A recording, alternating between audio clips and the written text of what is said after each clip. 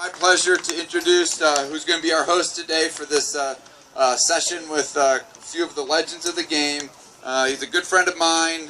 He's been in the Triangle for 16 years, hosting the afternoon show on 99 The Fan with Joe Ovius. He's a huge golf fan. He would talk golf for 4 hours every day if Joe would let him. But he loves to talk about the majors, the PGA Tour, Ryder Cup, and of course, he's a huge supporter of the SAS Championship. Here is Adam Gold. Thank you very much. I would talk golf for 4 hours, but Joe would never let me. We would have a fist fight in the studio. I've actually spoke with Tom not that long ago. We have 3 pros here. Of course, we're missing one. Lanny will be here in a minute. He's got television duties. We're going to start with all the way on the end, a 9-time PGA Tour winner, including the Players Championship. It says here that Fred Funk was the oldest player to win the Players Championship. I think that's disrespectful. I'm going to say the only Maryland golfer, University of Maryland golfer, to win the Players Championship. We'll go there. Yeah, exactly. Go Terps. There's a strong Maryland contingent out here. All right. And his son is a very accomplished player at the University of Texas. In fact, if you watched the NCAA championships last year, you might have gone, huh, Taylor Funk. I recognize that last name. Very good player, and they were, I think, you guys were in the playoff last year, right? At the PNC father-son? Yeah, it actually came down to my son's match in a playoff, and it went 3. Oh, the PNC. The PNC. That came off into a... Yeah, I got my hearing aid. Uh-oh. Wrong one. Uh-oh. Yeah, that came in the playoff, too. And the guy that's not here ended up winning, and he'll tell you all about it. When Lenny gets here, absolutely. Tom Lehman is a major champion, won the Open Championship in Royal Lytham in 1996, 5-time PGA Tour winner, including, I believe, at the Memorial, where you were 1,000 under par. I believe it was an incredible performance that week. And you've also been very successful on the Champions Tour, and you are the defending champion here, and 4 under par today. So good round today. This is Tom Lehman. Say hi. Yes, with 4 kids, right? They all play golf, and you played with your son Thomas. Your 63-63 last year wasn't good enough. No, it wasn't good enough, but you mentioned the oldest guy to ever win the Players Championship. He made a really, really lucky up and down about a 7-footer for par in the last hole to win to beat what would have been the oldest player to win the Players Championship. You guys were dueling it for that honor. So I don't feel bad at all. Yeah. And you should. Not even a little bit. Don't feel bad. all right, before Lanny gets here, we'll tell you a little bit about the event. PNC sponsors the PNC Father-Son Challenge, a PGA Tour event which provides an opportunity for professional golfers to play competitively alongside their sons or daughters. And there were I think, a couple of daughters that played in it last year. There are 20 teams. There is a $1 million purse. I'm sure the kids aren't nervous at all. And a bunch of coverage on NBC and Golf Channel. December at the Grand Lakes Resort in Orlando. So stay tuned. Check your local listings for that. December what? It just says December. 11? I have to go online and look at it. You haven't qualified yet? It's a great event, though. Everybody's begging to play. I need a sponsor exemption, whoever's here. Well, the PNC people are here. I think we can work it out. I think we can work it out. Yeah. All right, I got to check. I've got some questions, and I hope you guys have some. Otherwise, I will ramble on and on and on, because that's what I do for a living. So I'm going to start with you, Tom. What was your first experience playing golf with your dad? Because this is about fathers and sons or fathers and daughters. Exactly. You know, I think I began my golf career by being a caddy, and I also would shag golf balls on the range. Where I grew up, there was no range balls like this. You see guys back here hitting balls, and then somebody else picks them up. Well, back where I grew up, when I was a kid, I was the person who picked them up. My dad had a big bag of golf balls, big green army bag full of golf balls, and he would come home from work and he'd say, "I'm going to go hit some balls," and that was code for I'm going to shag some balls.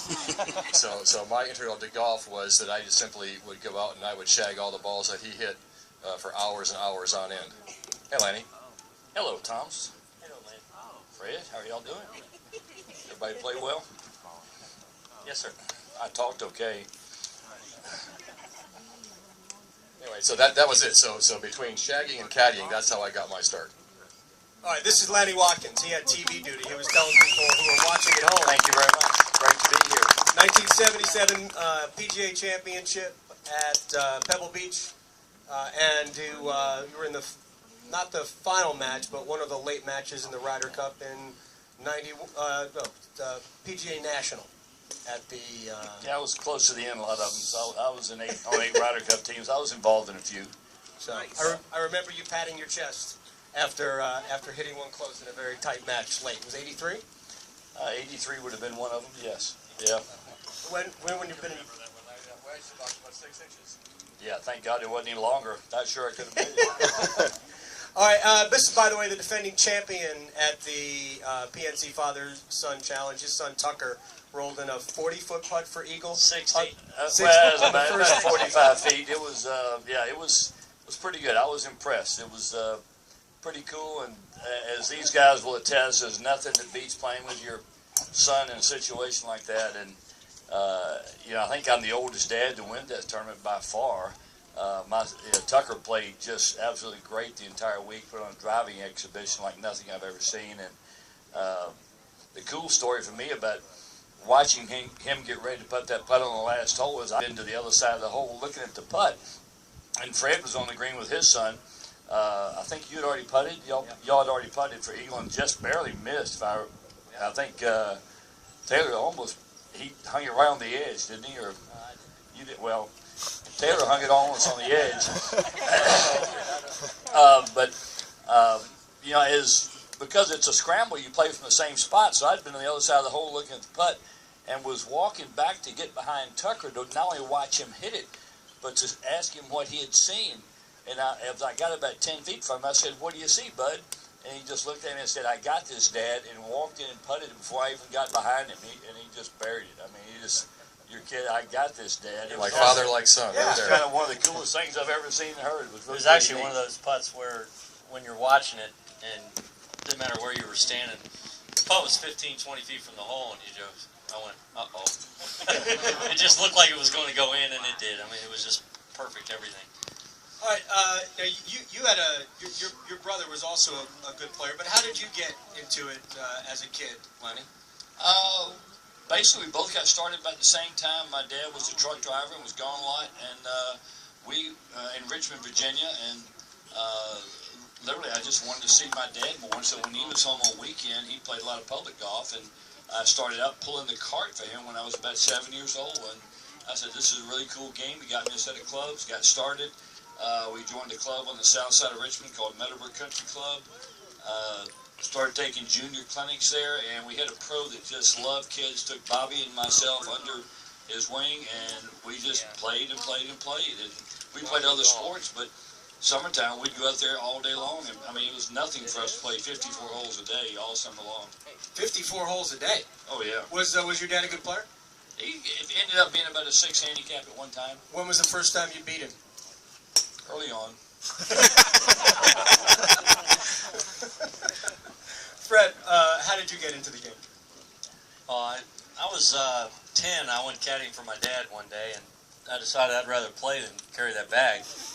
And it was a pretty easy decision, actually. But I was a typical kid that played all the other sports growing up. I was into boys club football and baseball and basketball and anything else I could play. And then when I took up golf, I stuck with all those. But then at age 12, I started working at the University of Maryland golf course as a cart boy and a range guy, and I just put the carts away and working on the range, and whenever I could, I'd hit some balls, and they'd let us go play. And so my whole life ended up as a kid was around the golf course, on the range, and playing. And it was the greatest, I believe, childhood you could possibly have.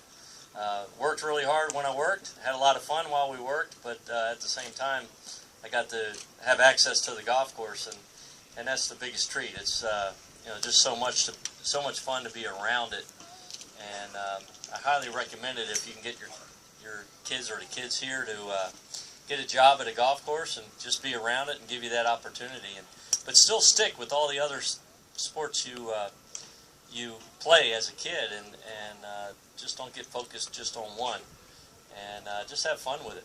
I think that was when John Smoltz went in the Hall of Fame. Part of his speech was encouraging parents, make sure your kids play a lot of sports. Don't just focus on one. Broad